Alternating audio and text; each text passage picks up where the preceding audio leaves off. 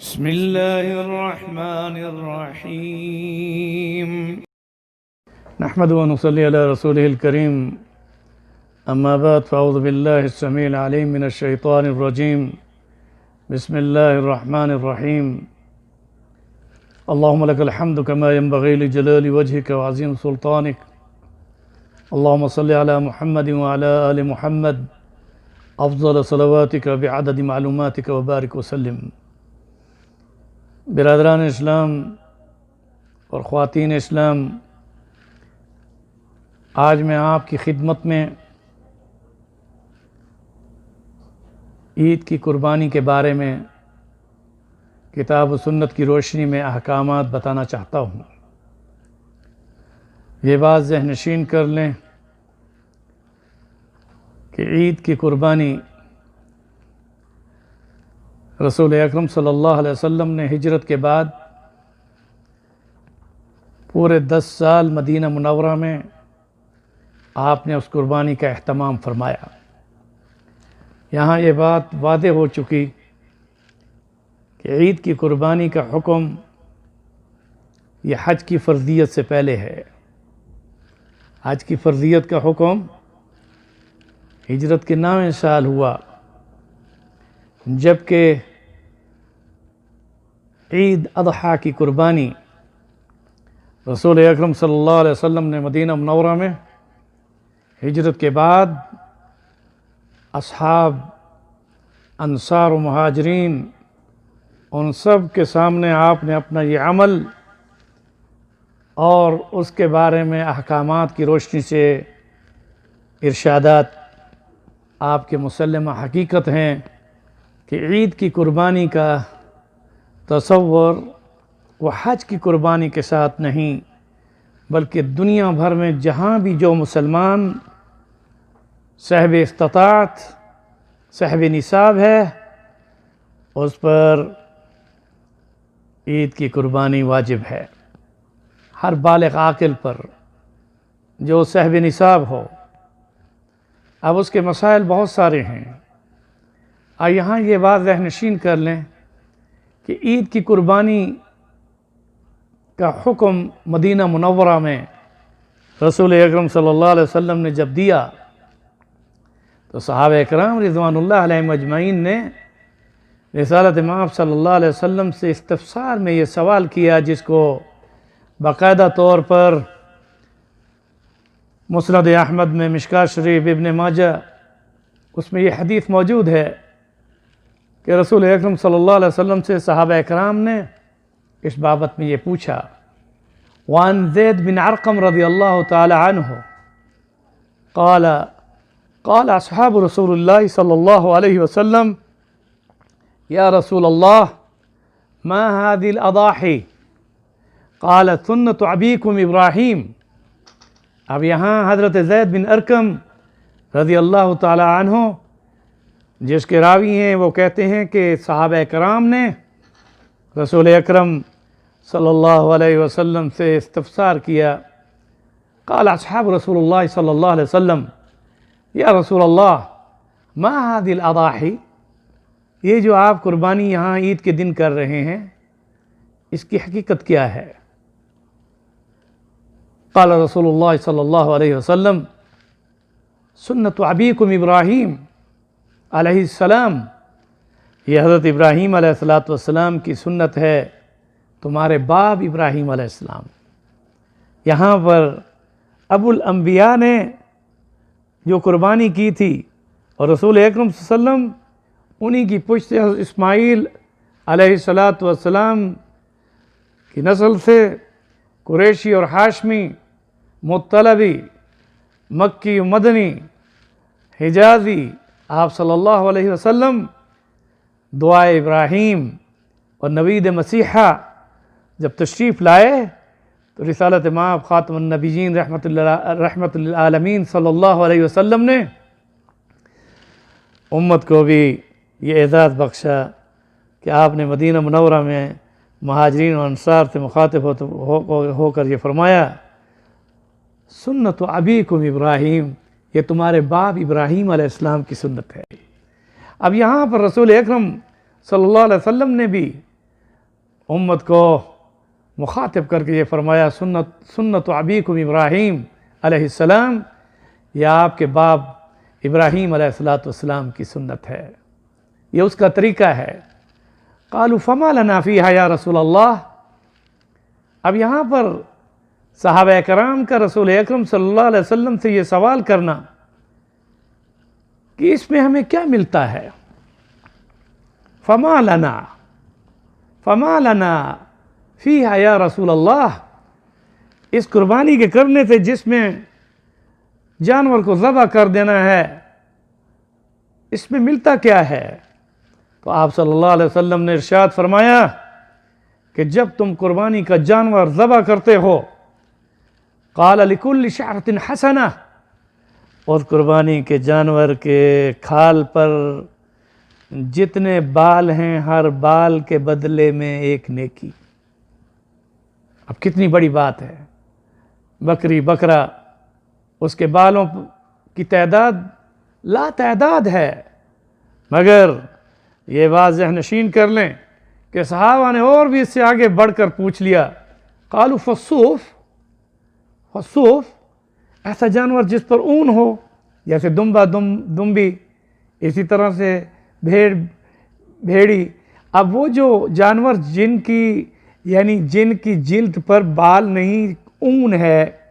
اور اون کی تعداد بالوں سے بہت زیادہ ہوتی ہے، تو رسالت امام صلی اللہ علیہ وسلم نے ان کے جواب میں آپ نے ارشاد فرمایا، قال لکل، آپ نے فرمایا قال لکل شعرۃ من الصوف حسنہ، فرمایا ہر وہ جانور جس پر اون ہے، اس اون کے ایک ایک بال، ایک اون کے ایک بال کے بدلے میں نیکی ہے۔ اب یہاں یہ بات ذہن نشین کر لیں کہ رسالت امام صلی اللہ علیہ وسلم نے اس کا اہتمام اس حد تک فرمایا کہ آپ اپنی طرف سے بھی قربانی فرماتے تھے، اسی طرح سے اپنی ازواج مطہرات کی طرف سے بھی قربانیاں فرماتے تھے، اسی طرح سے آپ اپنی بنات کی طرف سے بھی قربانیاں فرماتے تھے۔ یہی وجہ ہے کہ رسالت امام صلی اللہ علیہ وسلم نے حضرت فاطمہ الزہرا رضی اللہ تعالی عنہا، جو آپ کی لخت جگر سیدۃ النساء اہل الجنہ، جو اہل جنت میں عورتوں کی سردار، اور پھر حسنین کریمین جو کہ سیدہ شباب اہل الجنہ الحسن والحسین، جو نوجوانان جنت حسن و حسین ان کی والدہ محترمہ، جن سے اہل بیت اللہ تعالیٰ نے اہل بیت کا نظام قائم کیا، حضرت فاطمہ الزہرا رضی اللہ تعالی عنہا کو آپ نے مخاطب کر کے فرمایا، اور اس کی روایت بھی عن ابن سعید رضی اللہ تعالی عنہ قال رسول اللہ صلی اللہ علیہ وسلم یا فاطمہ قومی الی الہتکم فاشہدیہا فإن لک بأول قطرۃ، آپ نے فاطمہ الزہرا رضی اللہ تعالیٰ عنہ اپنی بیٹی کو مخاطب کیا، آ جاؤ میرے ساتھ کھڑی ہو جاؤ، یہ تمہاری قربانی کا جانور ہے، یہ تمہاری قربانی کا جانور ہے، فاشہدیہا، اس کے پاس کھڑی ہو کر تم کھڑی ہو جاؤ۔ یہاں پردے کے ساتھ فاطمہ الزہرا رضی اللہ تعالیٰ عنہا کو رسول اکرم صلی اللہ علیہ وسلم نے اس قربانی کے جانور کے پاس جو حضرت فاطمہ الزہرا رضی اللہ تعالیٰ عنہا کی طرف سے ذبح کیا جانا تھا، آپ نے اپنے ساتھ کھڑا فرمایا اور فرمایا فاشہدیہا، اب اس کو دیکھ، اور فإن لک بأول قطرۃ، فرمایا کہ اب یہ اس جانور کو ذبح کرنے میں پہلا قطرہ من دمہا، جو پہلا قطرہ خون کا زمین پر گرے گا، ان یغفر لک، تمہارے سارے ما سلف من ذنوبک، تمہارے پچھلے سارے گناہ معاف ہو جائیں گے۔ قالت یا رسول اللہ صلی اللہ علیہ وسلم، حضرت فاطمہ الزہرا رضی اللہ تعالی عنہا لخت جگر رسول اللہ صلی اللہ علیہ وسلم کی کیا خوبصورت سوال کرتی ہیں۔ قالت، کہا اپنے ابا جی کو، یا رسول اللہ، اللہ کے رسول، अलना खासतन अहल बैत, अलना खासतन अहल बैत, क्या ये सिर्फ अहल बैत के लिए ये फजीलत है कि खून का पहला कतरा, कुर्बानी के जानवर के खून का पहला कतरा जो गिरता है, अन यग़फ़िर लक, तुम्हारे सारे गुनाहों को, मा सलफ़ मिन ज़ुनूबिक, पिछले सारे गुनाहों को माफ़ कर देता है। क़ालत या रसूल अल्लाह, मेरे अब्बा जी, ए अल्लाह के रसूल, अलना खासतन अहलुल बैत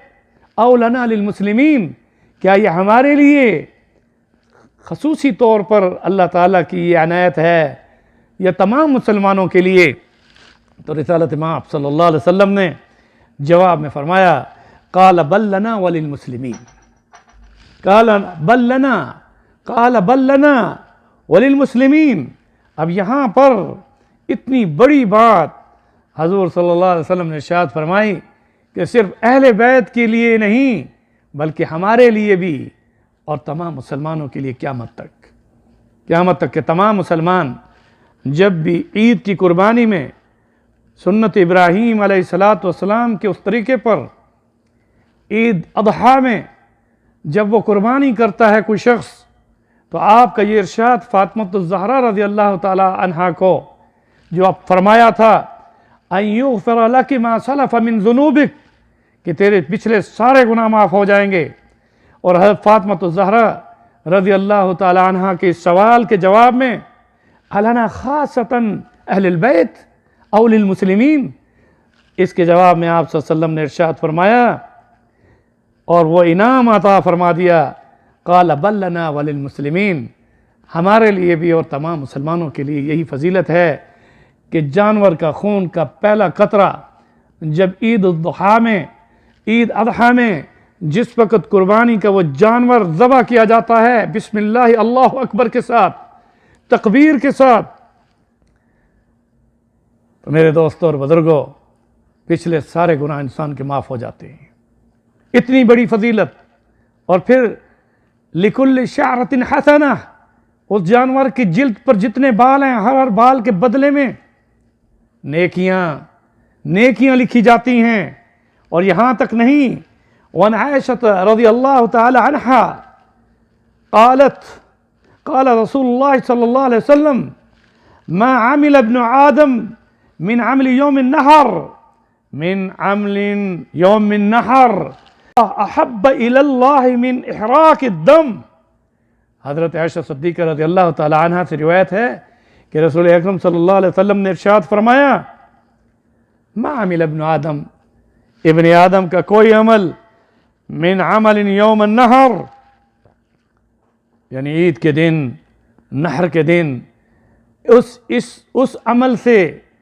जो कि कुर्बानी की जाती है और कुर्बानी में जो खून निकलता है उस कुर्बान गाह में, या जिस जानवर को ज़बह करके उसका खून निकलता है, फरमाया इस अमल से बढ़कर अहब्ब इलल्लाहि मिन इहराक़ि दम, ऐसा अमल जो कि कुर्बानी में खून बहता है, इससे अफजल यौमुन नहर कोई अमल अल्लाह ताला को महबूब नहीं। आप नेकियां करें, इबादत करें, लोगों को ये तरगीब न दें कि जनाब कुर्बानी के जानवर को ज़बह करने में क्या फ़ायदा, लाखों की तादाद में यानी कुर्बानियाँ की जाती हैं, लाखों नहीं करोड़ों की तादाद में, और लोग बाज़ दफ़ा ये कहते हैं इससे किसी बेटी की शादी में उसका जहेज़ दे देना बेहतर है। कोई ये फ़लसफ़ा बयान करता है, ये गुर्बत है, इसमें लोगों को वैसे पैसे दे दिए जाएं। अब तो कोई ये भी कह रहे हैं कि जनाब कोरोना वायरस है, इसमें बेरोज़गारी है, लोगों के पास खाने के लिए आटा नहीं है,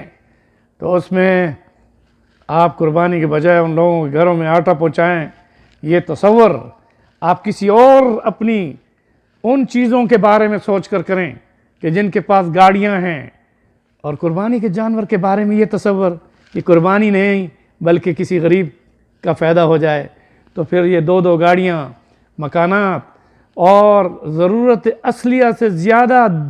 जो सामान घरों के अंदर मौजूद है, और उसमें ख़ास तौर पर ये बात ज़हनशीन कर लें कि अच्छी से अच्छी मोबाइल लेने में लाखों रुपए की, उसमें तो कभी ये नहीं सोचते कि गरीब को میں کھانا پیش کر دوں، اچھی سے اچھا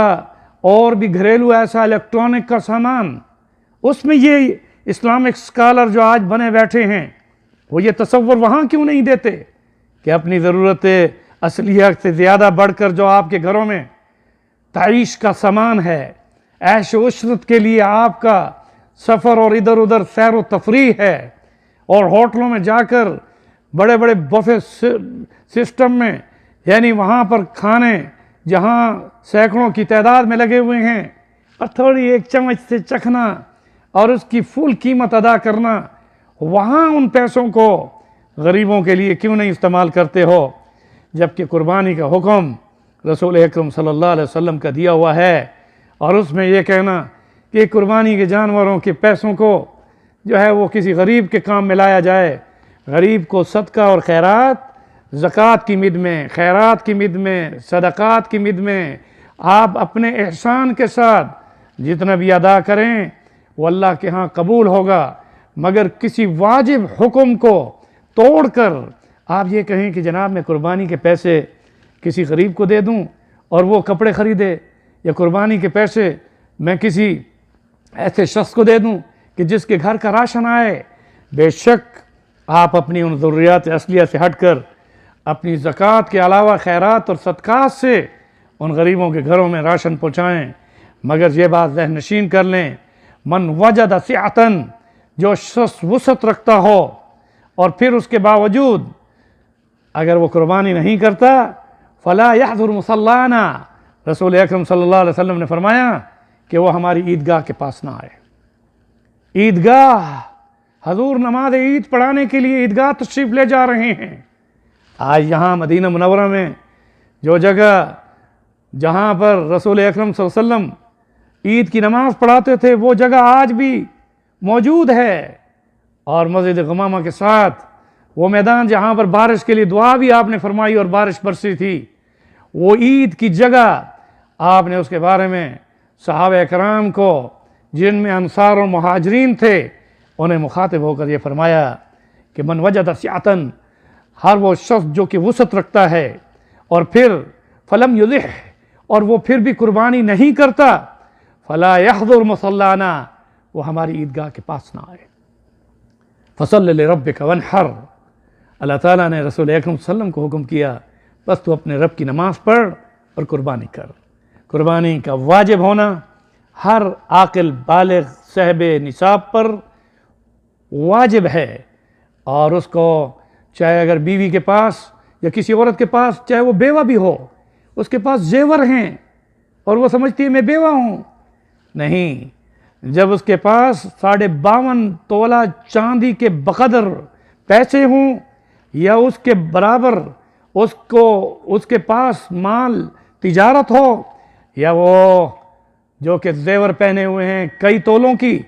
اور جناب کہتی ہے جی میں بیوہ ہوں یا غریب ہوں۔ غریب کیسے ہے؟ جب صاحب نصاب ہو چکی تو اس پر یہ واجب ہونا قربانی کا بہت بڑا حکم ہے رسول اللہ صلی اللہ علیہ وسلم کا۔ اور اسی میں یہ بات بھی ذہن نشین کر لیں کہ بعض لوگ یہ سمجھتے ہیں جو صاحب نصاب ہے اس پر واجب ہے، نہیں، بلکہ ضروریات اصلیہ سے بڑھ کر جس کے گھر میں وہ سامان جو کہ ضرورت سے بڑھ کر ہے، گاڑیاں، الیکٹرانک سامان اور دیگر ایسی یعنی آمدنی اس کے پاس فوری طور پر بھی اگر آ جائے اور جس میں وہ قربانی کر سکتا ہو، تو فقہا کے نزدیک اس پر جو استطاعت رکھتا ہو، من وجد سعتن، حضور صلی اللہ علیہ وسلم کا ارشاد جو وسعت رکھتا ہو۔ اب یہاں پر ان لوگوں کے لیے بھی قربانی کا حکم ہے کہ جو صاحب استطاعت بھی ہوں، مگر یہ بات تو ذہن نشین کر لیں کہ صاحب نصاب پر قربانی واجب ہے۔ اب آئیے میں اس موضوع کو کس طرح سے بیان کروں۔ اب اس میں آپ صلی اللہ علیہ وسلم کے فرمان اور ارشادات کی روشنی میں کہ اس قربانی کا جانور آپ جب ذبح کریں تو اس میں تقوی مقصود ہو، اس میں شہرت مقصود نہ ہو کہ لاکھوں روپے کا ایک جانور رنگ کرا کر اور پھر اس کو فوٹو کھنچوانے کے ساتھ،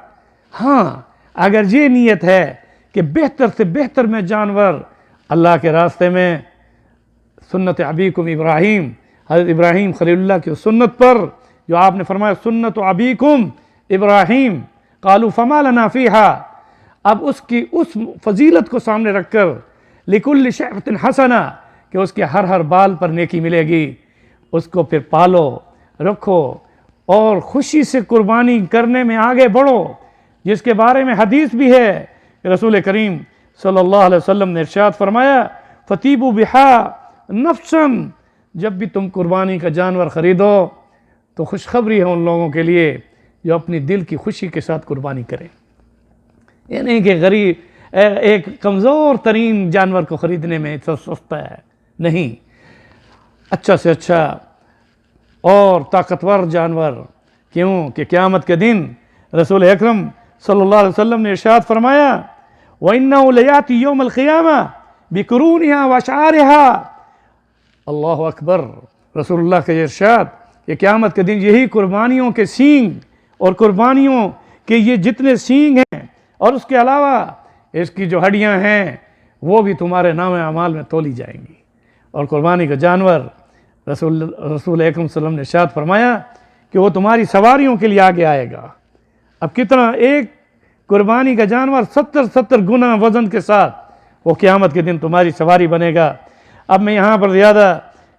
آپ کو زیادہ اس تشریح میں نہیں جانا چاہتا، قربانی کرو خوشی کے ساتھ اور دل کی وسعت کے ساتھ۔ الغنا غنی النفس، انسان کا نفس اگر غنی ہے تو وہی سب سے بڑا امیر ہے۔ اور فتیبو بہا نفسا، آپ نے ترمذی و ابن ماجہ میں باقاعدہ یہ حدیث موجود ہے، آپ نے فرمایا قربانی کرو اور خوشخبری ہے ان لوگوں کے لیے جو دل کی وسعت اور خوشی کے ساتھ قربانی کرتے ہیں۔ اللہ تعالیٰ کو عید الضحیٰ کے دن قربانی سے بڑھ کر کوئی عمل زیادہ محبوب نہیں۔ اللہ تعالیٰ ہم سب کو صحیح معنوں میں قربانی کرنے والا بنائے۔ دین اسلام کے نشر و اشاعت کے لیے دینی اصلاحی خطبات، دروس تفسیر قرآن و حدیث اور اسلامک لیکچر سننے کے لیے مولانا ڈاکٹر احمد علی سراج کا آفیشیل چینل سبسکرائب کریں اور بیل آئیکن کو دبائیں۔ جزاکم اللہ خیرا۔